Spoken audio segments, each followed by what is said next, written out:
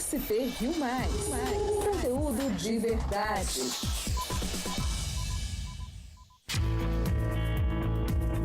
Está no ar, Abre Aspas, o primeiro jornal multiplataforma do eixo SP Rio. Olá, começa agora mais um Abre Aspas, o primeiro jornal multiplataforma do eixo São Paulo-Rio. E comigo aqui nos estúdios sempre está o jornalista José Guilherme Ferreira, que me faz companhia nessa manhã. Muito bom dia, Zé. Bom dia, Rodrigo. E estreando junto conosco nessa hora, a bancada aqui conosco, a Maura Araújo Leão. Ela é empresária na área de educação, fundadora de Escola Internacional e CEO de uma empresa de intercâmbio e presidente da Associação Brasileira das Empresas de Intercâmbio, a Belta. Maura, seja bem-vinda aqui à bancada do Jornal Abre Aspas. Um bom dia para você. Bom dia a todos e muito obrigada por me ter aqui com vocês. Muito bem, bem-vinda e vamos juntos aí. Olha, hoje é sexta-feira, dia 13 de julho de 2018, sexta-feira 13. Hoje é dia do Mundial do Rock, a gente vai também comentar um pouquinho sobre esse estilo de música que movimenta tantas pessoas. Mas, olha, também tem assuntos polêmicos. O processo seletivo para a contratação de funcionários terceirizados da saúde lá de Aparecida foi suspenso pela Justiça. Uma notícia boa, 5 cidades do Vale do Paraíba estão entre as 100 maiores exportadoras do país. O destaque fica por conta de São José dos Campos. São José ficou na 8ª posição em todo o país.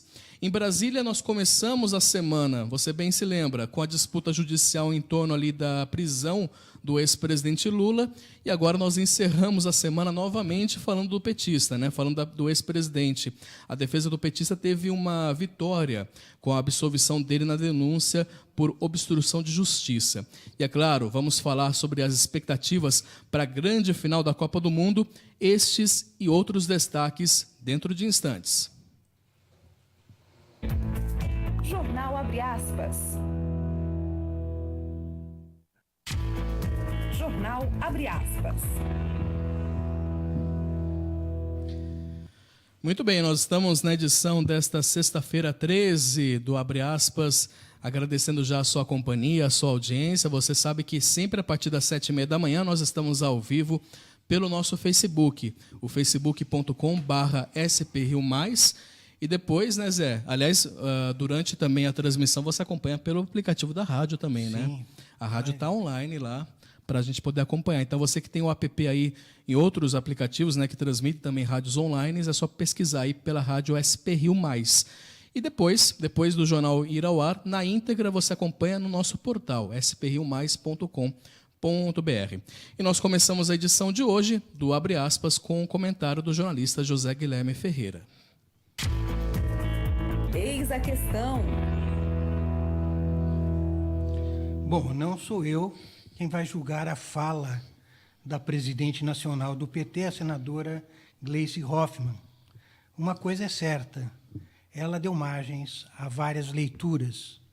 Ontem, a pretexto de criticar a juíza Carolina Moura Lebos, da 12ª Vara Federal de Curitiba, que proibiu o ex-presidente Lula de participar de entrevistas e mesmo da convenção do partido, a senadora disse que lamentava a decisão porque até Marcinho VP, traficante, deu entrevistas. Lula, como se sabe, está preso em Curitiba depois de condenação no âmbito de processo da Lava Jato. A condenação e a prisão de Lula são tão contestadas como são comemoradas. Não vamos esquecer que o ex-presidente teve uma importante vitória ontem, como veremos ainda nesta edição do Entre Aspas. Um criminoso deu entrevista, o presidente Lula, que é a maior liderança popular desse país, está com seus direitos políticos preservados, não pode dar entrevistas? Perguntou a senadora. O PT está programando atos públicos em defesa de Lula, que deve culminar com o registro da sua candidatura no dia 15 de agosto, em Brasília, com muxoxos a juíza que já disse que Lula é ficha suja. O senador Lindbergh Farias foi mais longe. Quem não lembra das entrevistas de Suzane von Richthofen? Perguntou Lindbergh, citando outros criminosos. Eu acho que essas comparações são despropositadas, confundem os cenários e estão indo longe demais. Muito bem, daqui a pouco então nós repercutimos mais esse assunto do Lula, né? Que a defesa do Lula teve um certo respiro aí com relação a tantas situações contrárias. Agora eles conseguiram uma vitória, comedida aí mais uma vitória com relação aí a essa absolvição ontem à noite. Bom, vamos focar aqui o regional, com uma alta de 70% nas exportações no mês passado. São José dos Campos alcançou o 8º lugar no ranking das cidades que mais exportaram no país. A cidade exportou pouco mais de 1 bilhão e 800 milhões de reais nesse primeiro semestre. Você está acompanhando aí o número exato na sua tela. Trata-se do maior montante da RM Vale e o 8º do país, cujo ranking possui 2.486 cidades. No ranking regional, além de São José, a RM Vale também tem outras 4 cidades nesse top 100. Ilhabela, Taubaté, Pindamonhangaba e Jacareí. Ilhabela obteve a 7ª colocação no ranking nacional, isso no mês de maio, né, e caiu para a 9ª em junho, mas ainda é a melhor posição do que a 17ª que foi registrada no ano passado. Taubaté ficou no 48º lugar da listagem nacional, porém a cidade vem caindo no ranking, viu? Em 2017, a cidade ocupava a 37ª posição e no mês de maio ocupou a 45ª e agora está na 48ª. Já Pindamonhangaba aparece na posição de número 57 e a cidade da região que é ao lado de São José vem melhorando aí a pontuação nessa lista. Já na contramão, Jacareí passou da 49ª cidade mais exportadora do país no ano passado para a posição de número 68 durante o mês de junho. Neste momento, então, a colocação atual de Jacareí é no número de 68. Portanto, são 5 cidades, né, contando com São José dos Campos, 5 cidades que aparecem nesse ranking do top 100 das 100 maiores exportadoras, cidades exportadoras aqui do país. Isso é bom porque movimenta, né, a economia dessas cidades, né? Eu acho interessante, no momento de tantas incertezas, né, a gente vê a região se sobressaindo aí na economia brasileira e nos mostra, né, que a gente tem que ter esse sentimento positivo e que muito trabalho traz resultado. É isso que São José vem mostrando junto com outras cidades.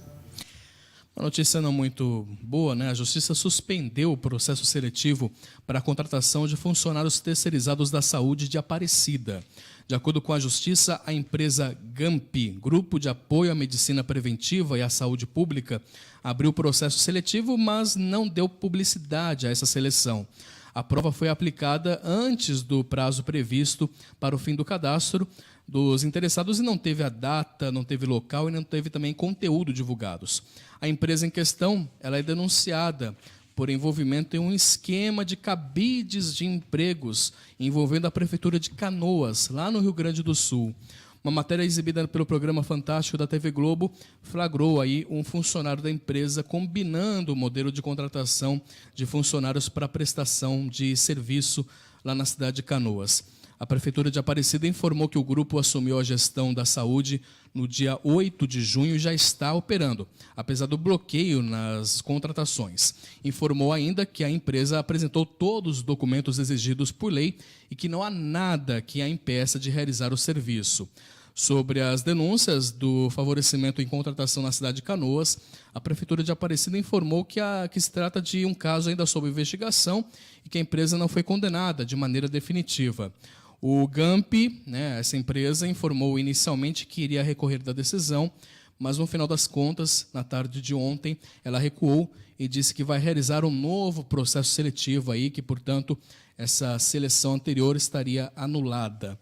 A decisão, segundo a empresa, foi tomada em comum acordo com a Prefeitura de Aparecida. Apesar disso, né, a empresa se defendeu, afirmando que houve transparência sim no processo, com a divulgação dos editais e com todas as informações sobre a seleção. Infelizmente, aí mais um caso envolvendo corrupção ligada à saúde e, infelizmente, quem acaba sofrendo acaba sendo a população.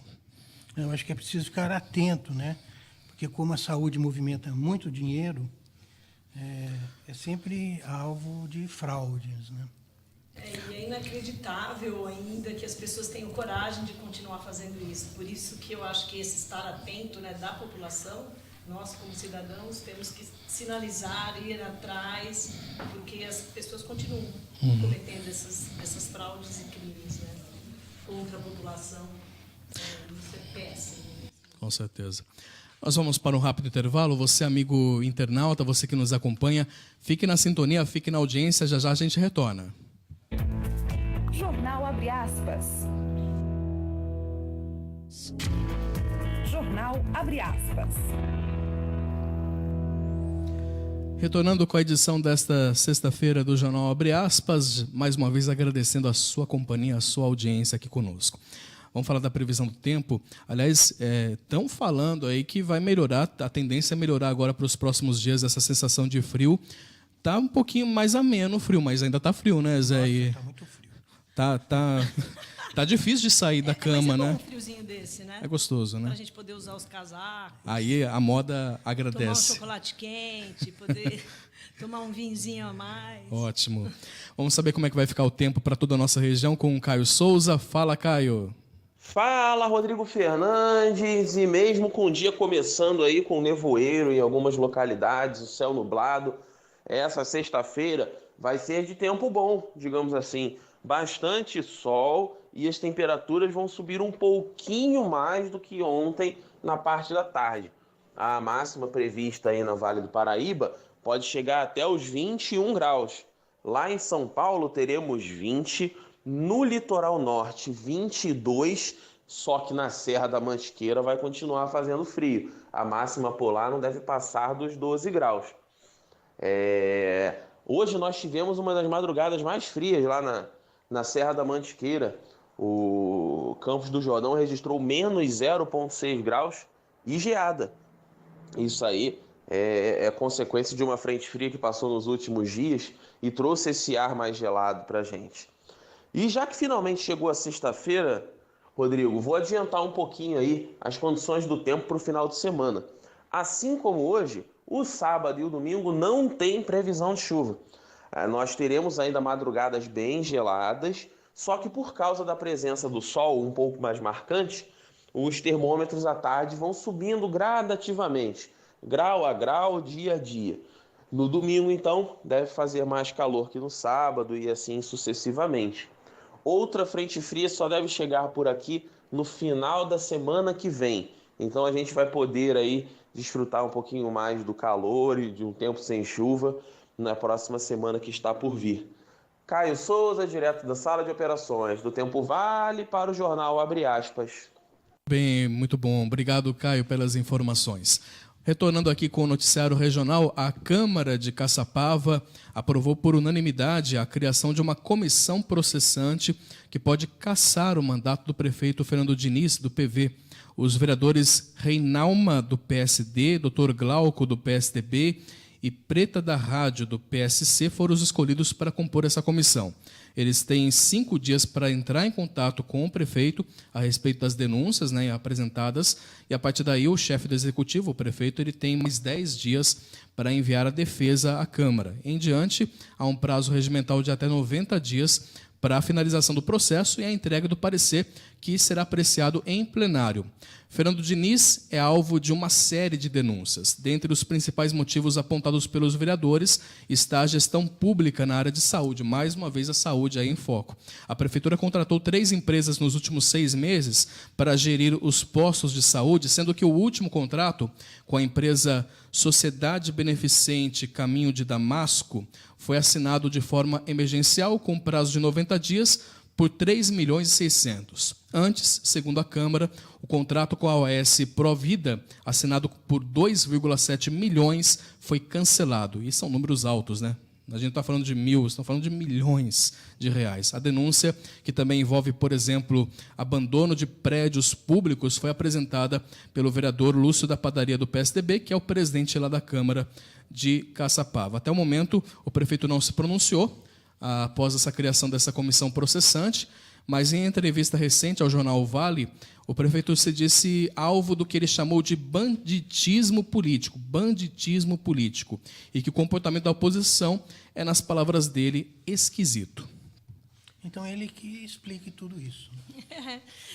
E a gente vê que não é só no âmbito de cidades pequenas, né, porque a gente está vendo isso acontecer no Rio de Janeiro, pelo Brasil afora, mas, assim, voltamos a falar, é a população que tem que ficar em cima, que tem que ir atrás de explicações do que estão fazendo com o dinheiro público. Muito bem. Contado para disputar as eleições de outubro deste ano, o ex-prefeito de São José dos Campos, Carlinhos Almeida, do PT, anunciou que não vai concorrer nesse pleito. Em comunicado publicado em suas redes sociais na noite de ontem, o petista anunciou que a esposa, a vereadora Amélia Naomi, também do PT, que será candidata a deputada federal. Ela atualmente é vereadora, né, aqui de São José. No texto publicado, Carlinhos afirmou que desde que deixou a prefeitura em janeiro de 2017, foi estimulado aí a disputar as eleições, mas que ser candidato não é a única maneira de atuar na política. Atualmente, o ex-prefeito está inelegível em razão de 2 condenações pela Justiça Eleitoral. Uma por uso indevido dos meios de comunicação na campanha eleitoral dele em 2012 e outra por abuso de poder político e econômico também durante uma campanha eleitoral, só que de 2016. Para que pudesse ser candidato nesse ano, Carlinhos teria que conseguir reverter essas 2 decisões no Tribunal Superior Eleitoral, no TSE. Para Carlinhos, a vereadora Naomi, né, ela tem chances reais aí de ser eleita e de, abre aspas, ajudar o Brasil a reverter uma distorção deplorável na representação popular na política, ou seja, pouca representatividade feminina, fecha aspas. Amélia foi candidata a deputada federal em 2014, ficando apenas na suplência e atualmente, como a gente informou, ela é vereadora pelo PT aqui em São José dos Campos. Eu acho que esses processos eleitorais pesaram na decisão do Carlinhos. A Prefeitura de São José dos Campos irá realizar na próxima segunda-feira a integração de 460 bolsistas inseridos no programa Pro Trabalho. O encontro tem o objetivo de dar boas-vindas aí aos beneficiários e apresentar as oportunidades de trabalho e de capacitação profissional, além de esclarecer possíveis dúvidas aí que os bolsistas possam ter. Os participantes terão uma bolsa auxílio no valor de R$1.000 por mês por até 1 ano e vale alimentação de R$100. Todos os beneficiários deverão realizar cursos de qualificação nas áreas administrativas, serviços gerais e também internos e externos, de acordo com a área escolhida de cada um, com uma carga horária de até 8 horas semanais. O encontro irá ocorrer no Teatro Municipal, que fica no Shopping do Centro, na Rua Rubião Júnior, número 84, aqui no centro de São José dos Campos. O encontro ele vai ser segunda-feira, a partir das 9 horas da manhã, então, portanto, é uma forma de recolocar essas pessoas que estão desempregadas aqui na cidade, né? Esses cursos de qualificação são muito importantes, né?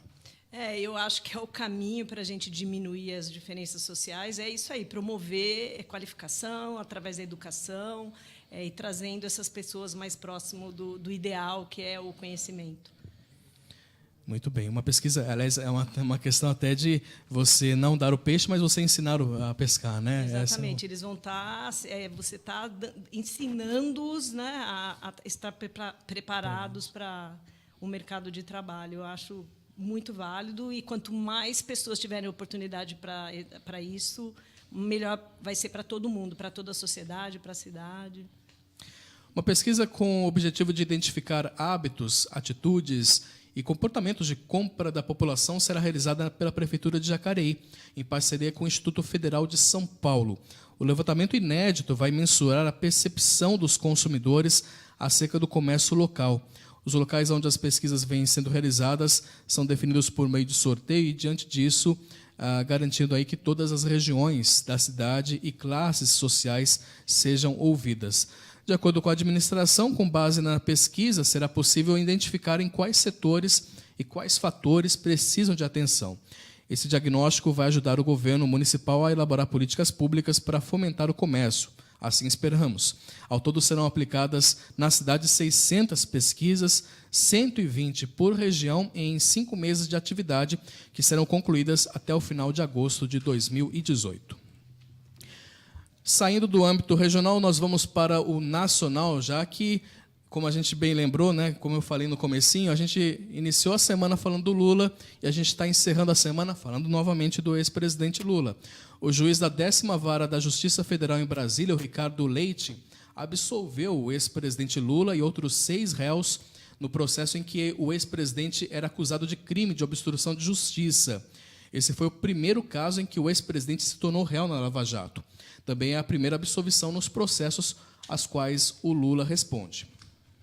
Esse processo é decorrente do episódio em que o ex-senador Delcídio do Amaral, então líder do governo Dilma Rousseff no Senado em 2015, foi preso por tentar subornar e oferecer um plano de fuga para o ex-diretor da Petrobras, Nestor Cerveró, para que ele não firmasse, então, um acordo de delação premiada. Na época, Delcídio disse que a conversa, que foi gravada, tinha sido a mando do ex-presidente Lula e que o pagamento do suborno teria sido feito pelo banqueiro André Esteves. O juiz Ricardo Leite, no entanto, entendeu que não há provas suficientes para condenar os acusados. Entendimento, aliás, que é reforçado pelo Ministério Público Federal, que já tinha pedido a absolvição dos envolvidos em setembro do ano passado. Em nota, os advogados de André Esteves ressaltaram que a absolvição reforça que a prisão do banqueiro na época se mostrou completamente desnecessária e abusiva.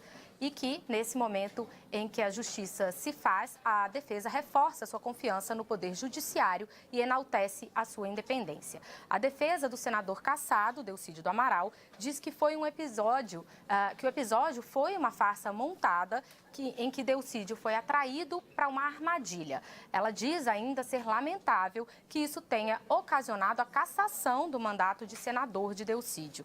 Já os advogados do ex-presidente Lula afirmam que a defesa dele sempre alegou que as acusações se baseavam em fatos inventados por Delcídio do Amaral. A defesa ainda usa a nota para criticar o juiz Sérgio Moro, responsável pela condenação de Lula em outro processo, o do triplex do Guarujá. A nota dos advogados do ex-presidente diz o seguinte, abre aspas, enquanto o juiz de Brasília, de forma imparcial, negou o valor probatório à delação premiada de Delcídio do Amaral por ausência de elementos de corroboração, o juiz de Curitiba deu valor absoluto ao depoimento de um corréu e delator informal para condenar Lula, fecha aspas. Muito bem, o Lula novamente aí, o PT afirma que vai colocar ele, vai registrar a candidatura dele, apesar de, teoricamente, tecnicamente ele está inelegível por conta da ficha suja, mas tem aí também o processo ser julgado no Tribunal Superior Eleitoral e tudo mais. E fica essa grande dúvida, né, essa grande incógnita diante das pesquisas eleitorais, diante do cenário eleitoral. Está bem tumultuado isso, né? Não, é bem complicado porque as coisas não se definem, né? As candidaturas não se definem. E ninguém tem proposta, estamos tão perto das eleições, sem candidatos e sem propostas para levar vazio, esse país para frente. E ainda falando de política, mas lá no Rio de Janeiro foi por pouco, viu? Foi por pouco, mas quase que o Marcelo Crivella entra lá no processo que poderia colocar o impeachment a ele, né? Em uma sessão extraordinária nesta quinta-feira, ontem, a Câmara de Vereadores do Rio de Janeiro rejeitou levar adiante os pedidos de impeachment do prefeito do Rio, Marcelo Crivella, do PRB. Na votação, os parlamentares que apoiam a permanência do prefeito no cargo conseguiram a maioria simples dos votos, com 29 votos contra 16. Os vereadores do Rio rejeitaram a abertura desse processo de impeachment contra o prefeito Marcelo Crivella. Segundo a denúncia da oposição, que pedia a abertura do processo de impeachment, Crivella recebeu no Palácio da Cidade líderes religiosos e integrantes da Igreja Universal. Lembrando que Crivella é bispo licenciado da Igreja Universal. E durante esse encontro no Palácio da Cidade, teria oferecido favores para esses líderes religiosos, como cirurgias de catarata gratuitas em hospitais da Prefeitura e isenção de IPTU para templos religiosos. Mas a denúncia hoje aqui acabou sendo arquivada. Na Câmara dos Vereadores, Crivella ficou livre de responder a essa acusação, mas o Ministério Público do Rio entrou na Justiça com uma ação civil pública por improbidade administrativa contra o prefeito Marcelo Crivella. Segundo os procuradores aqui do Rio de Janeiro, Crivella extrapolou o limite do razoável ao receber em um local público, o Palácio da Cidade, que é a sede da Prefeitura do Rio de Janeiro, líderes religiosos. Crivella estaria direcionando a política apenas para esse grupo, fazendo uma segregação. O Ministério Público pretende apurar também que no ano passado a Guarda Municipal do Rio de Janeiro realizou uma espécie de censo religioso entre seus integrantes. Os guardas tinham que declarar a qual religião pertenciam. Segundo o Ministério Público, isso também foi um abuso. E há outras acusações também do Ministério Público contra o prefeito Marcelo Crivella, todas envolvendo o cunho religioso. O Ministério Público pede para Crivella adotar 12 mudanças de comportamento para tentar chegar a um acordo e se livrar desse processo de improbidade administrativa. Muito bem, tá aí. Nós vamos agora rapidamente para o intervalo, mas você permaneça conosco, permaneça na audiência, já retornamos com mais informações. Jornal Abre Aspas. Jornal Abre Aspas. Retornando aqui com a edição desta sexta-feira 13, aqui na região nossa, e também Dia Mundial do Rock. Estou fazendo esse reforço porque é bacana, né? Sexta-feira 13, mas também tem o lado bom aí do dia ser o Dia Mundial do Rock. Bom, uma notícia não tão boa assim, amanhã vai completar 4 meses do assassinato da vereadora Marielle Franco, lá do Rio de Janeiro. A Anistia Internacional pediu que a comissão independente acompanhe as investigações do assassinato da vereadora e também do motorista dela, o Anderson Gomes. No próximo sábado, a execução da vereadora Marielle Franco e do motorista dela, Anderson Gomes, completa 4 meses sem uma resposta. São muitas perguntas que ainda permanecem com uma incógnita, né? Quem matou Marielle, quem matou Anderson e por quais motivos? A cada mês que a execução completa sem respostas, vários movimentos sociais, como a Anistia Internacional, organizam atos para cobrar das autoridades, do poder público, a explicação das circunstâncias desse crime, né? Esses atos já aconteceram em frente ao Ministério Público Estadual do Rio, já aconteceram também em frente à Divisão de Homicídios da Polícia e em frente à Secretaria de Estado de Segurança. A ideia é exatamente pressionar a investigação, mas a investigação ainda permanece sob sigilo. O que a gente sabe até agora é o tipo de munição utilizada, que foi desviada de um lote da Polícia Federal, o tipo de armamento utilizado, e se sabe que as câmeras foram desligadas um dia antes do assassinato da vereadora. A Marielle foi assassinada em pleno exercício do mandato, quando foi a 5ª vereadora mais eleita do Rio, tendo alcançado 46 mil votos. A trajetória dela é marcada pela defesa dos direitos humanos, das pessoas LGBTI, de jovens de favela e, sobretudo, de mulheres negras. Ontem, Marielle também foi homenageada na Zona Sul do Rio com um grafite em stencil, feito pela mulher mais jovem a ganhar o Prêmio Nobel da Paz, a paquistanesa Malala Yousafzai, que está em visita ao Rio de Janeiro e completa hoje 21 anos. Malala se destacou no seu país, o Paquistão, na luta pelo direito das mulheres à educação. Fala-se muito sobre esse caso da Marielle, né? Tantos outros que acontecem, não ganham destaque, mas a grande questão é que Marielle era uma voz ativa, né, na defesa e na luta pelos direitos, e foi realmente um choque muito grande. Essa morte chocou o Brasil inteiro por conta exatamente disso, né, dessa liderança, né, principalmente entre o público LGBT, né? Eu fico bem indignada que a gente não tenha o resultado ainda dessas investigações até agora, independente de quem eles sejam, mas são pessoas, seres humanos, né? E ela nos representava juntamente com o motorista. Então eu acho que a gente precisa ter a solução desse caso o mais rápido possível. E lembra-se do caso do pedreiro Amarildo, que desapareceu na Rocinha em 2013, após ter sido levado por policiais para prestar depoimento? Amanhã o caso dele completa 5 anos e a família ainda não foi indenizada. A sentença estabelecida pela Justiça do Rio foi de pagamento de R$3,5 milhões aos familiares do pedreiro. No entanto, o caso se arrasta ao longo desses 5 anos. Em 2016, 13 policiais militares envolvidos nesse crime foram condenados por tortura, seguido de morte, ocultação de cadáver e fraude processual. O advogado da família do pedreiro, João Tancredo, afirmou que, apesar da sentença indenizatória do Estado, né, contra o Estado do Rio, já ter sido proferida, o processo está em fase de recurso de defesa.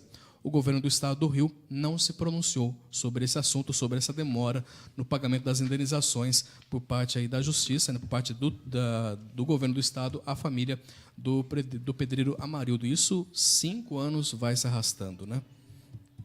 Bom, falando aí sobre os indicadores econômicos, vamos acompanhar aí na sua tela o mercado financeiro, justamente aí para você poder... Eu vou acompanhar junto com você, amigo internauta, né? O dólar comercial ele encerrou ontem em alta de 0,08%, cotado a R$ 3,05 R$ 0,88. O dólar turismo também, mais uma vez, está em alta, né? Mais uma vez ele está aí acima dos R$ 4,00 e encerrou ontem a 1,48%. E a Bovespa, ela encerrou o pregão de ontem a 1,96%. Muito bem, aprovada no Congresso, agora a Lei de Diretrizes Orçamentárias segue para a sanção presidencial. A LDO orienta a elaboração do orçamento do próximo ano. O relatório sofreu algumas alterações. Os parlamentares autorizaram reajustes para servidores públicos no ano que vem, um dos pontos que o texto original proibia, e permitiram a criação de novos cargos. A proposta aprovada reduziu de 10% para 5% o corte de custeios administrativos, que envolvem despesas do dia a dia, como luz e telefone. O governo vai ter que cortar em 10% os benefícios fiscais, como renúncia de impostos, no ano que vem. A LDO também prevê uma meta de déficit primário, o resultado negativo nas contas do governo, sem o pagamento dos juros da dívida pública, em 132 bilhões de reais para a União, estados, municípios e estatais. Muito bem. Tá aí, então, a situação, como a gente estava comentando, né, que o governo ele reclama que às vezes não tem dinheiro, mas aí agora parece que está tendo dinheiro, né, para o ano que vem. Fica essa questão. Não vai ter dinheiro, vai ter um pepino para o próximo presidente, não é isso? Coitado desse próximo presidente, né? Ou presidenta. Quem será, né? A Petrobras vai reduzir o preço da gasolina nas refinarias em 0,98% a partir de hoje. É o primeiro corte feito pela petroleira desde 22 de junho. No mês, o preço da gasolina nas refinarias acumula alta de 1,03% desde 17 de fevereiro, quando a Petrobras ela passou a divulgar as cotações. O aumento é de 1,36%. Para o consumidor final, os preços tanto da gasolina quanto do diesel caíram pela quinta semana consecutiva, segundo o levantamento da Agência Nacional de Petróleo, a ANP. E foi lançada uma plataforma, né, que informa os preços de combustíveis nos postos pelo Brasil. Os donos dos postos de combustível no Brasil têm autonomia para definir os preços cobrados pelo litro da gasolina, do etanol e do diesel. Segundo o levantamento semanal de preços da Agência Nacional de Petróleo, ANP, o preço médio da gasolina em julho é de pouco mais de R$ 4,40. Mas o valor pode variar bastante. Ontem eu vi preço de 4,29 e aqui você vê preço de 4,63 e por aí fora, né? Eu cheguei a ver variação de mais de 35 centavos, então eu acho que num tanque é uma diferença bem considerável. E os motoristas já sabem, para quem quer economizar e pagar mais barato, a solução é comparar. Normalmente na área que eu trafego eu costumo anotar, mesmo que mentalmente, os preços e volto para abastecer no que está mais barato, sim. Para ajudar os consumidores na consulta dos preços dos combustíveis, a Agência Nacional do Petróleo lançou mais uma opção. É o Infopreço, sistema que mostra os preços informados espontaneamente pelos postos de combustível e que tem uma atualização diária. O Infopreço está disponível na página da ANP desde o dia 20 de junho e nele é possível ver os preços cobrados para gasolina, etanol, diesel S10, diesel S500 e gás natural veicular. O sistema mostra CNPJ, nome do estabelecimento, endereço, produto, preço e data de cadastro dos dados e é possível procurar pela informação por qualquer um desses títulos. Mais de 170 postos já se cadastraram no sistema. Mato Grosso do Sul e Rondônia são os estados que mais têm postos disponíveis para consulta. A expectativa da ANP é que todos os cerca de 42 mil postos de combustíveis do país se cadastrem no programa. Para Pedro, que costuma viajar de moto pelo país e precisa abastecer em diferentes estados, o sistema é ideal. É bom demais que a gente consegue planejar os trechos também, quanto que tem que levar de dinheiro e tudo mais, quanto que vai gastar, e fica até melhor de programar. Muito bem, olha, a gente está comentando aqui justamente que é uma notícia boa, né? Que a gasolina não está subindo. Depois de tantas altas, né? Muito bem, vamos sexta-feira, apesar de ser sexta-feira 13, sexta-feira chegou junto também o final de semana aí para você poder se programar para a agenda cultural. E o Douglas, ele fez aí uma compilação aí do que vai ser de destaque para você poder se programar direitinho e curtir a agenda. Vamos acompanhar? Um ótimo dia aos internautas da SP Rio+. Vamos conferir os destaques da agenda cultural desse fim de semana. Hoje é sexta-feira 13, Dia Mundial do Rock. Então, abrindo a nossa agenda, tem show da banda Strike tocando Charlie Brown Jr. em São José dos Campos. O show irá acontecer na Casa de Shows do Pub e as entradas custam a partir de R$10. Continuando com o rock, mas agora no sábado, a banda Rosa de Saron comemora 30 anos de carreira se apresentando em Aparecida. O show tem início previsto para as 18 horas e tem entrada gratuita. O Santuário Nacional de Aparecida fica na Avenida Getúlio Vargas, número 1106. Agora, saindo um pouco da nossa agenda de shows. No domingo, o Parque Vicentina Aranha prepara a tradicional feira de artesanatos. No evento, vários artigos e materiais estarão em exposição e também à venda a partir das 9 horas da manhã até as 13h30. E para fechar a nossa agenda, neste fim de semana o Center Valley Shopping realizará uma feira de adoção de cães e gatos. O evento é aberto ao público e será realizado no estacionamento do shopping. Bom, a nossa agenda cultural infelizmente está chegando ao fim. Se você tem alguma sugestão de evento aí para a semana que vem, é só deixar aqui nos comentários. SP Rio+, conteúdo de verdade. Muito bem, obrigado, Douglas. Deixa eu agradecer ao Douglas. Valeu, Douglas. Douglas Cruz aí trazendo... Hoje saiu, hoje entrou a agenda cultural. Muito bem. E a agenda também você vai se programar, para quem gosta de esporte, tem a final da Copa do Mundo aí no domingo, meio-dia, França e Croácia. Croácia em volta aí de algumas polêmicas, mas é a grande zebra da Copa do Mundo. A França já tem título e tudo mais. Eu quero saber o palpite de vocês aí para esse jogo França e Croácia, para quem vocês estão torcendo. Deixa eu começar com o Zé, e depois... Eu sou Croácia desde criancinha. E eu acho que vai dar 2-1. Puxa vida. Olha, eu adoro a França, mas eu acho que a Croácia mostrou para que eles vieram. Eu acho que eles são um povo aguerrido e eu acho que a gente está precisando dessa mudança no mundo aí de novos ares. Eu aposto nesses jovens croatas. Você não vai dar um placar, hein? Arriscar um placar? 1-0 para a Croácia. Bolão feito. Não vai valer nada. Se bem que se liberar e você, Rodrigo? Eu não. Que você nunca fala. Você quer ficar neutro? Eu sempre passo para os nossos convidados. Mas eu acho que vai dar Croácia. Pelo menos a gente torce. Tem o peso da França, né? Tem o peso da França, mas torce para a Croácia também. Vai lá, 1-0 também, uma coisa mais sofrida aí, né? Tá certo. Ao meio-dia tem esse jogo aí da Copa do Mundo, a final da Copa do Mundo aí. Uma Copa do Mundo que foi uma Copa surpresa, né? Que vários times grandes, aí, o Brasil e a Itália nem participou, enfim, vários times que acabaram caindo aí ao longo dos confrontos. Mas foi bonita, né? A Rússia com toda aquela... um país tão fechado, mas que acabou se abrindo aos poucos ali para mostrar ali... A gente pôde ver uma Rússia que nos era escondida, né? Muito bem. Tá certo. Maura, obrigado pela sua presença aqui conosco. A gente já está encerrando aqui a edição de hoje. A gente quer agradecer a sua vinda. Estreou aqui com a gente. A gente espera se reencontrar novamente, então, na semana que vem. Uma ótima semana para você. Muito obrigada. Foi um prazer enorme e desejo um excelente final de semana aos ouvintes e a todos vocês.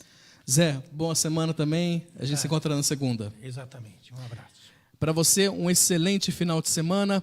Lembrando, conteúdo na íntegra você acompanha na sprriomais.com.br. Um forte abraço e até segunda.